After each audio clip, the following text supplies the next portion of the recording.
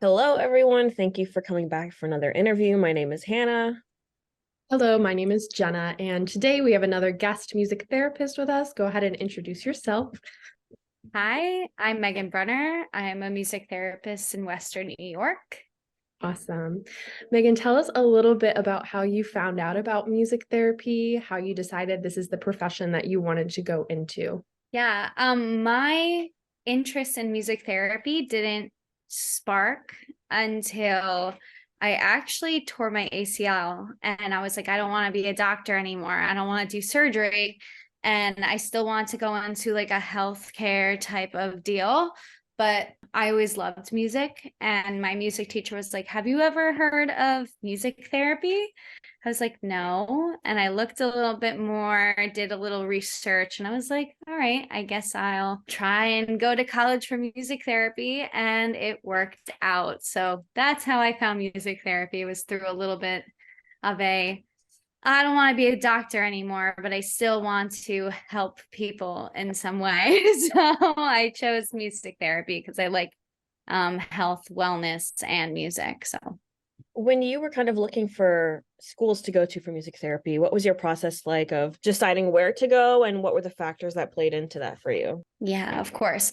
I wanted to stay on the East Coast because my family is on Long Island. So I was like, all right, somewhere in between, within 10 hours, I think we'll be okay. So I applied to a bunch of colleges, went and saw professors, and then I auditioned to 6 schools. And then after that, I tried my best to kind of decipher what school I want to go to, depending on who they are, where it's located, how crazy the weather is. I think I picked a crazy school for it then. But that's what I really wanted, and I found that going to a state school was going to be best for me because I didn't want to have too many student loans. But I really enjoyed the faculty at SUNY Fredonia, so I decided that that would be the best step for me, and I had a wonderful time. So, speaking a little bit about school, what were some of the different theoretical orientations that you were taught, and how were they kind of taught to you? What really stuck out to you in those early stages? And has that changed over the years if you started practicing, or do you kind of still feel like what you were drawn to early on is what you're drawn to now?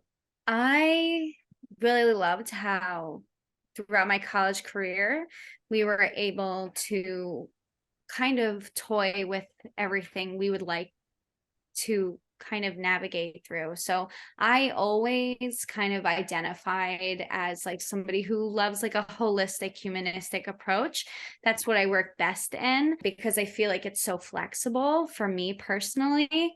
But I also really love research-based anything.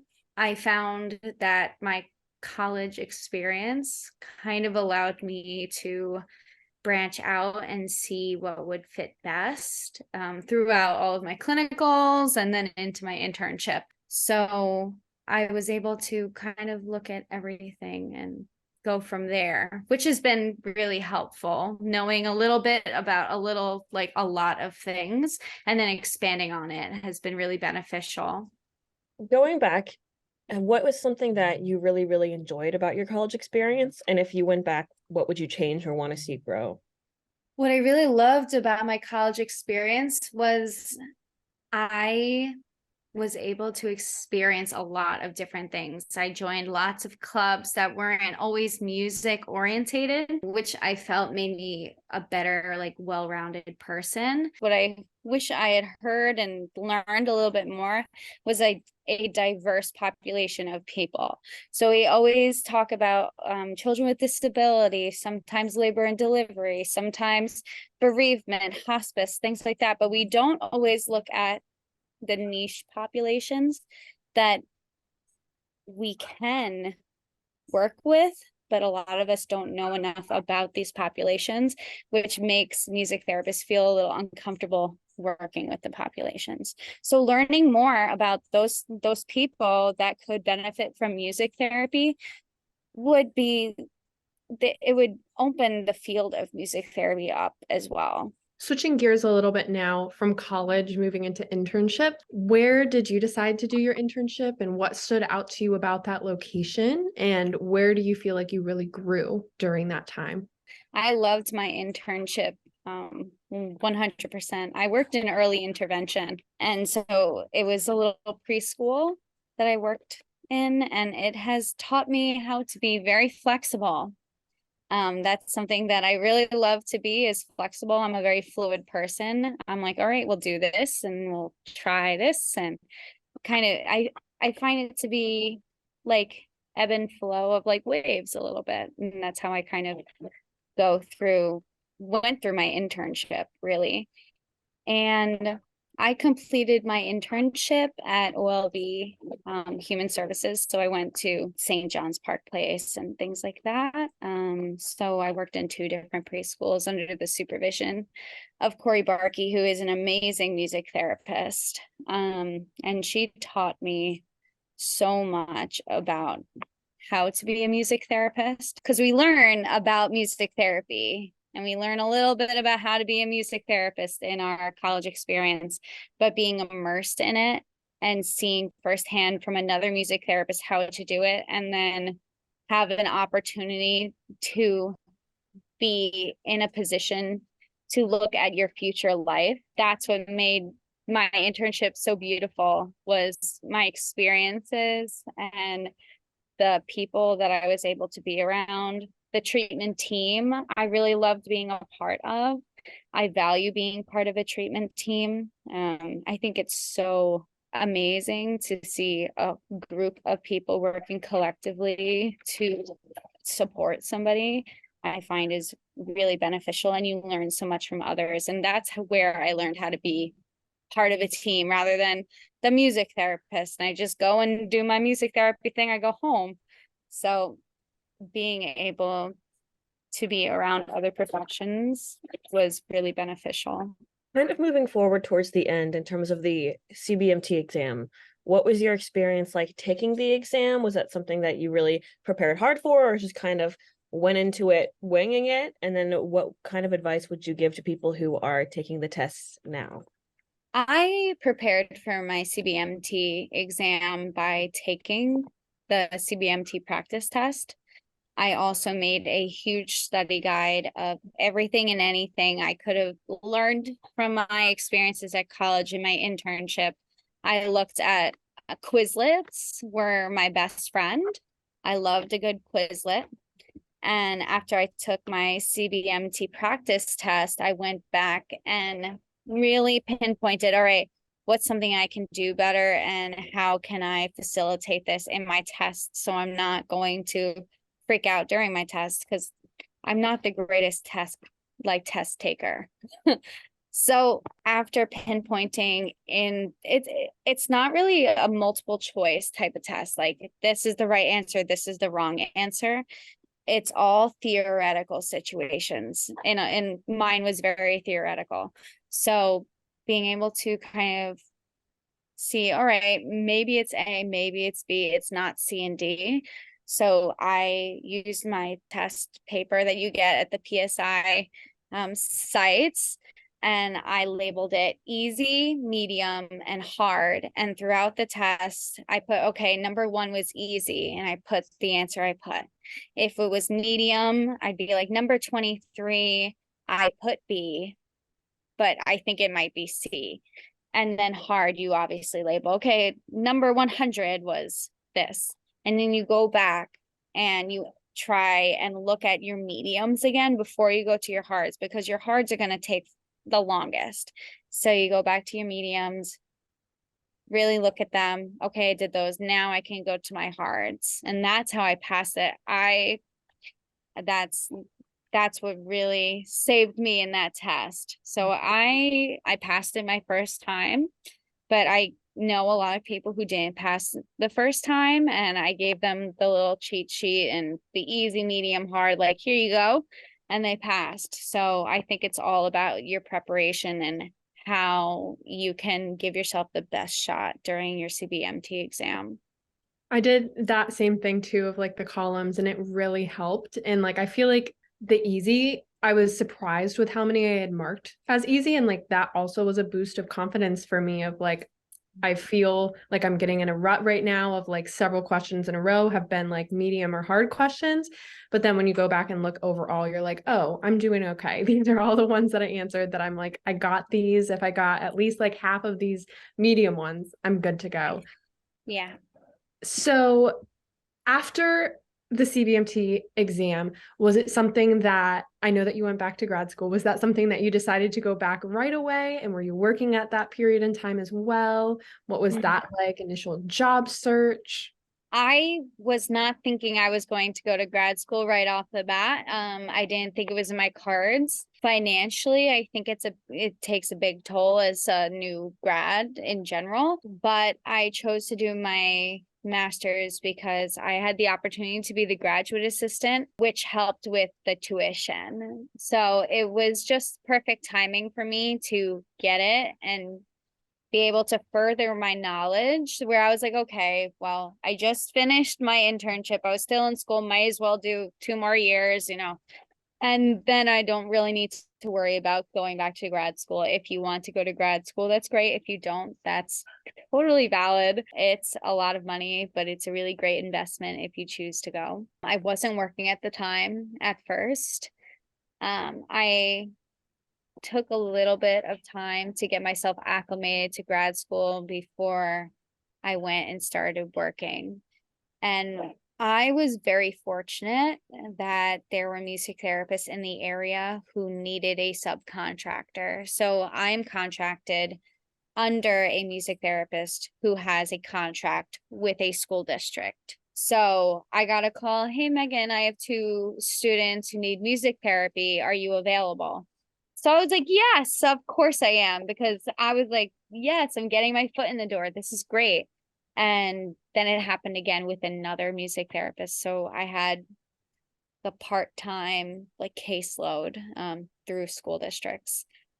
And then I got a suspicious email where I was like, I don't know if this is a real thing, but it was through my next employer, Julie Palmer. She is the CEO and founder of Path Enrichment Center, which is People Against Trafficking Humans.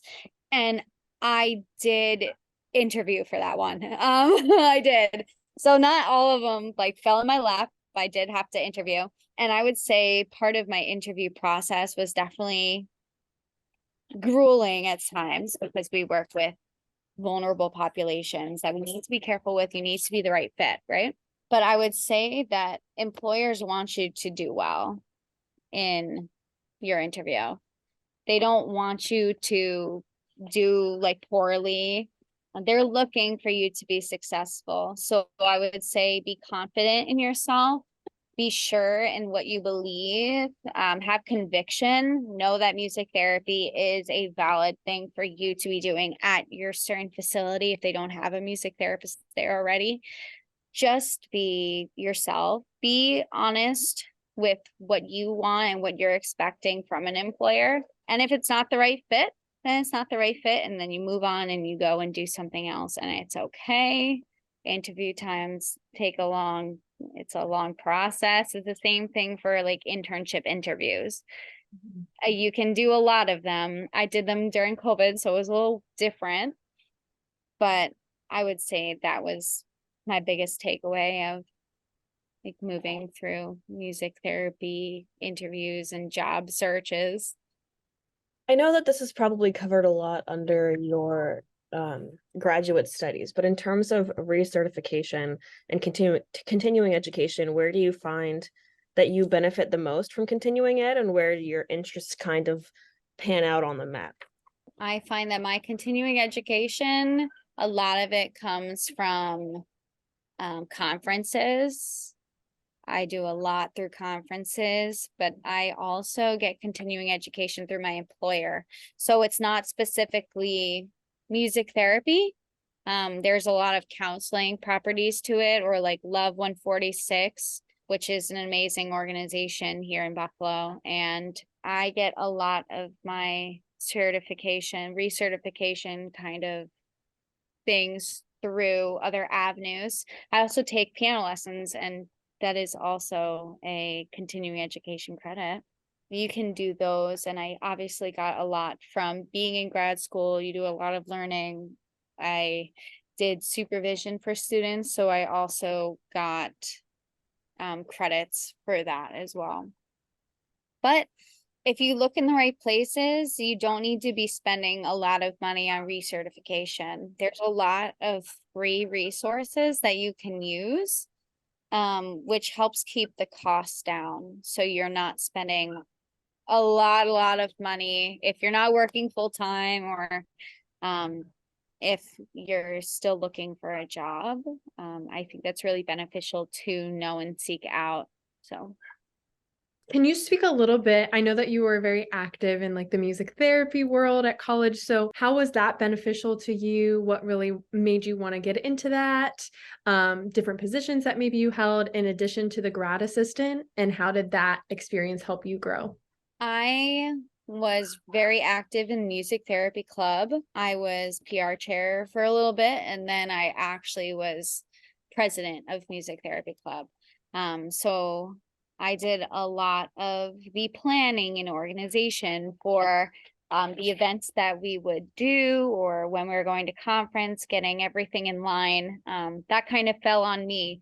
And I found that it really helped me become a leader, and knowing how to navigate those situations has helped me immensely throughout my actual music therapy career. It helped with networking because of like through other colleges and things, I would have little conversations with people here and there, which also helps you kind of know what people are interested in. That you might not know because you're in your own college. So being able to reach out to other people at different colleges that are the same age as you in the same boat was really great. I also was part of student leadership club, a leadership council in the School of Music. So it wasn't only music therapy, it was other people from different departments. And I also advocated a lot for the music therapy department. So I found that to be very beneficial as well, because I love advocacy work. That's one of my favorite things to do. I do it a lot with one of my jobs. I go out and I talk and speak about Path Enrichment Center and the good work that we're doing. So saying, hey, like the music therapy department, like we could also benefit from this. What are you thinking? Being able to kind of bridge that gap, because still a lot of people don't know about music therapy. Being able to put our foot in the door, that was also really helpful for the rest of my career, I think. What kind of advice would you give, or maybe some pro tips in terms of advocacy within the work of music therapy for people maybe who are looking to increase their advocacy skills but really aren't sure how to go about it? I think a really big part of it is being confident in yourself and your work. It's great that we know what we do and it's working and here's why it's working, but being able to be personable. I find that for me, I'm kind of an introvert that is very extroverted. You know what I mean? So sometimes my extrovert kind of battery, my social battery kind of goes down. So you need to work on that kind of thing, and being able to talk to people, say, hey, have you ever thought of this? This is what I'm doing. Do you think this is something that you would benefit from, or your facility or your school would benefit from? Here are some pamphlets. That's my favorite thing to give out. Pamphlets, information sheets, my business card. Here. Hey, like, please take a look. This is what we're doing. These are the services that we can offer. So not only speaking, but also giving like little pieces of what we're doing. Or there was a one time where I was advocating really hard in an IEP meeting because they were trying to not use services anymore because they got music ed. So I was like, I don't really know. I love music education, but it's not the same thing. I'm sorry. So what I ended up doing was I sent them documents of like research articles, and I highlighted them. Like, here's why, little Johnny would benefit from this. And I just gave it to him with highlighted like little paragraphs of child with like cerebral palsy can, benefit from this because, and I gave him a stack and he was like, I didn't realize this. And the child got music therapy again. So it's all about your delivery. Are you kind, but are you pointed? Are you shy or are you too loud? Like there's a lot in between. It's very nuanced what we do. And as a new profession, not very new, but not everyone knows about it. You don't want to be too hard, but you don't want to be too soft because people deserve music therapy. In a similar vein, but something a little different, speaking about supervision a little bit and how you like to receive supervision and also how you try to give supervision to different students, what would you say is your style of what works for you and what you hope that you give as a supervisor? As a supervisee, somebody who receives supervision, what I benefit most from is somebody being open but honest, will give me directives like maybe you should like try this. Have you tried this? Maybe this would be beneficial. Instead of telling me, you do this or you do that, I like kind of, have you tried? Maybe this would be beneficial. That really is helpful for me. But obviously, if there's something that goes wrong, I have no problem somebody saying, I wouldn't do that again. Because we're always learning. I like somebody that's very honest. I like somebody who is kind, but is also kind of hard, because that's how I grow the most, is to have somebody that's a little like here. And I get that a lot from my employer, who used to be a music therapist turned now clinical, like social worker, now turned CEO, right? How I provide supervision for students. So I have the younger students. So I have the sophomores and I had a pair of juniors within the last 2 years. The sophomores, I did a lot of writing. I did a lot of showing, but I had a conversation with them before I started supervising them. What would you like to get out of supervision from me? Is there anything I should know or be aware of when supervising that would be beneficial for you? And I found that writing and typing out like hello song and, a little blurb about what happened. And let's say they did a scarf intervention or something like that. I'm always writing. So it's easy for them. It's tangible instead of me just telling them it's on a piece of paper. I also find it to be really beneficial if it's not like very like pointed, you're sitting across from each other and da da da da da. That never worked for me, and that didn't work for my students. I found that pretty quickly. So we do a lot of physically like playing during supervision if that's what they need. We talk through situations that happen in clinical that they need a little more guidance. I teach by showing as well, because I think the visual aspect of it can be really beneficial instead of me sitting in the back and just watching the whole time. I do sit in the back and see what goes on. I'm like, what are they gonna do here? This could get a little dicey, but I let them kind of figure it out. And obviously, if they don't know what to do or they're looking at me like, Megan, come help. Obviously, I come help. But I want them to be able to have that experience of not knowing, but it's okay to not know and still be okay. And I think that's a really big part of my supervision style, is doing, but also watching and assisting when needed. That's not for everybody, and my approach changes depending on who is my student that semester, that year. Everyone needs a little bit of something different, and I think that's why communication is just so important in our field and in any field, really. I'm curious how supervision comes into play with your job, specifically working in a, like you had mentioned, sort of niche population and something that maybe is not as well offered in music therapy elsewhere, and how maybe the richness and the deepness of the work that you do impacts the students and their development. I don't have students like within that population, just because that is, I don't think it would be the most beneficial clinical experience right off the bat. Yeah. I work in a very trauma heavy population, which takes a really big toll if you don't know how to kind of see it as it is. Like, this is this client's story, it's not yours. Don't internalize it all that much, even though I'm very empathetic. But learning how those boundaries can really be beneficial and for you to not have burnout is really important. And that's with any field, but I feel any healthcare or helping profession in general needs to have those boundaries. And I've talked about boundaries with my students before, because there are some times where you're going to be like, this is really hurting my heart. And I'm like, I get it. I understand that hurt in your heart. Let's think of ways that we can support you right now. I'm a firm believer that therapists need therapists. I think it's very important to learn from other therapists as well.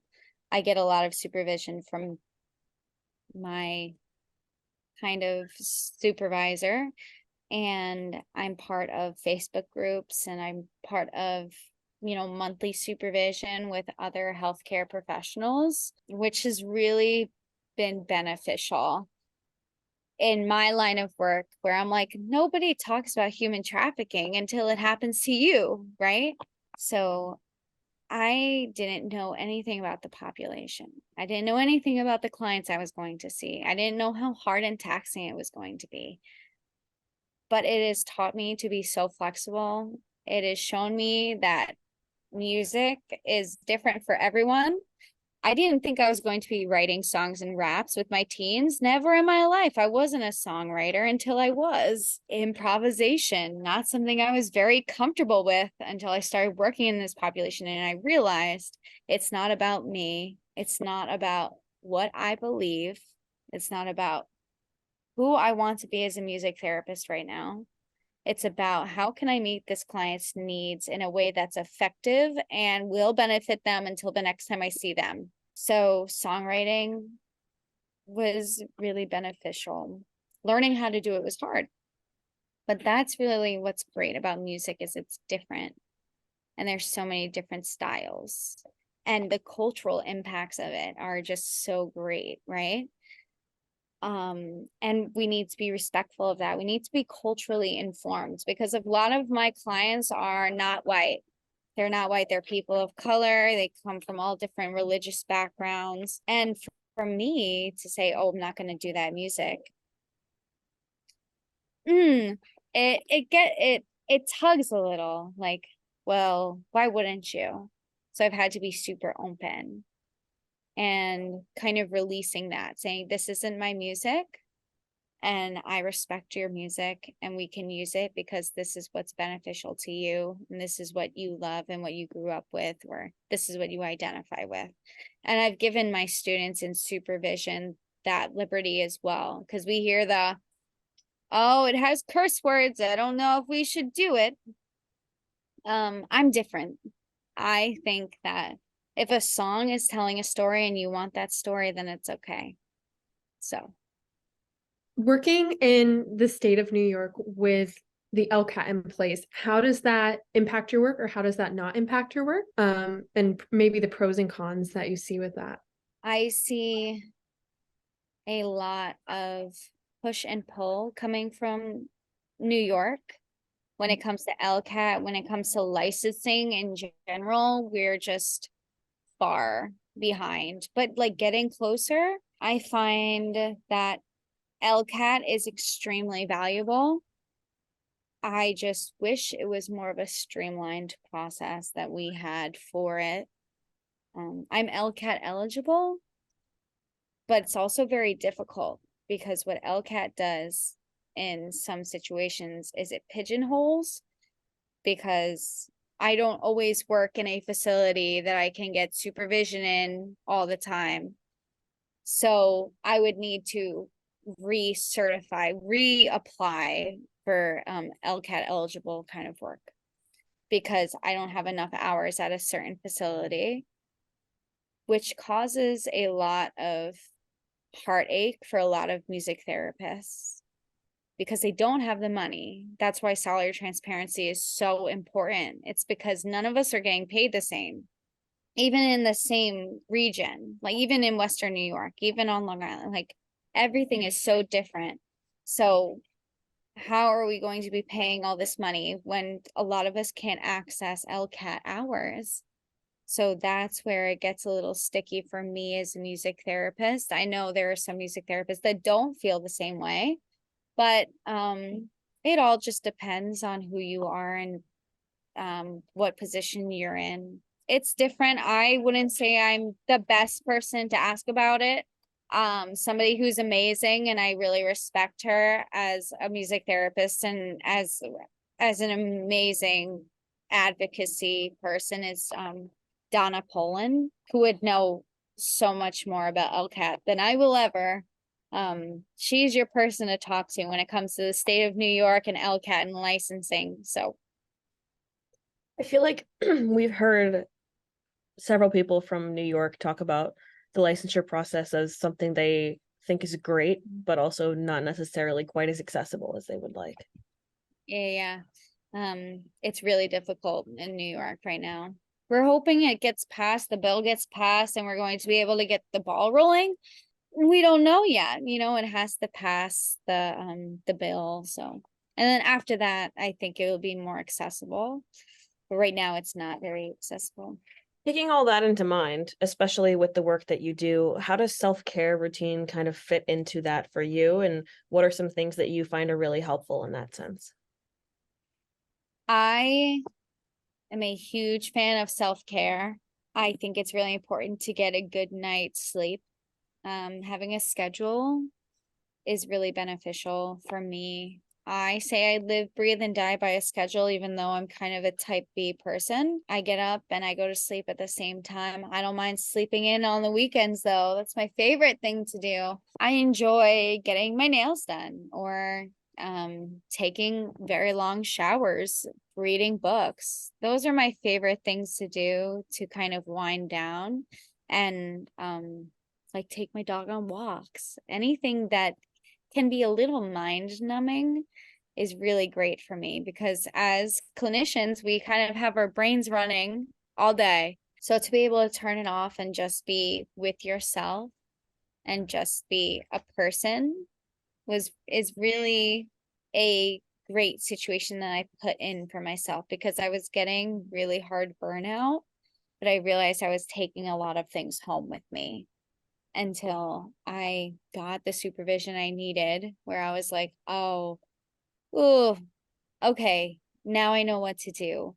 It's not going to work for everyone, but I've just realized there's just small things in your time where you can be like, okay, this is going to help.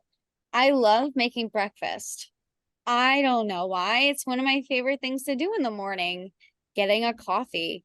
Anything I can do to give myself a little break is what keeps me sane and what keeps my heart and my mind open and like just my soul kind of happy and at peace because in the work I do it's not always peaceful. So being able to create that for myself has been beneficial so I can support our clients more like effectively as well. I love that. And I love how open you are to talking about it and how much you try to incorporate that in your life. That's really important. So kind of shifting gears again now, since we've looked at the past, a little bit at the present, now looking towards the future of the profession, where do you think that our profession is growing, either currently or could grow in the future? What do you think are some of those steps for us to take to move in that direction? I think we're growing already. I think more people know about music therapy. I always love to say you need your elevator speech because I can't tell you how many times I've walked into somebody, oh, what do you do for a living? I'm a music therapist. What is that? So you have to say, oh, what I do is X, Y, and Z. You need to know. And that's how you get your foot in the door. I can't tell you how many referrals I've gotten because I've talked to somebody's family member. And that family member might have a student who has some behavior concerns and we think it might be beneficial then there's just so many things that we can do so small. You don't think it's going to make a difference, and it does. Being able to go to different sites and say, I'm a music therapist. Would you like to see what I do? Can I do an in service for you? Even at hospitals, there are a lot of hospitals that don't have music therapy. I don't know why, but they don't. Being able to say, hey, this is what I do. Here's a little like mustard seed. There you go. So small, but it makes a big difference. I see our profession growing so wonderfully, but at the same time, we need to be so careful with how we go about our music therapy services, because it can be taxing, and that's why some people leave the profession. So being a music therapist myself and seeing it happen in our music therapy community has me thinking, well, maybe if we have more of an opportunity to grow, how are we growing, and are we growing in a sustainable way? And that is also a person by person basis. My schedule is not going to work for Sarah, and Sarah's schedule won't work for me. And so it all depends on your prioritization within your life. So I think that would help immensely with growing our profession, is knowing more about ourselves and advocating for others and ourselves within the workforce, being a valuable member of a team, and keeping your space at the table. Like, just getting to the table is like great, but keeping that space at the table, it will like cement it. So I think that is a very important aspect, is we need to always be advocating. Everyone knows what a teacher is. Everyone knows what a doctor is. Does everyone know what a music therapist is? No. So we need to be teaching, and we need to be open to people's questions, even though it sounds repetitive. I love answering those questions because it gives people an idea. Maybe they know somebody that needs music therapy. That small ripple goes a long way, and we just need to keep chipping at it. I think that is all the questions that I had. Jenna, do you have anything else? That's everything for me. Megan, is there anything that we didn't ask that you would like to add in? I don't think so. I think y'all have great questions. Thank you. Well, we thank you again for joining us today. It's been great catching up with you.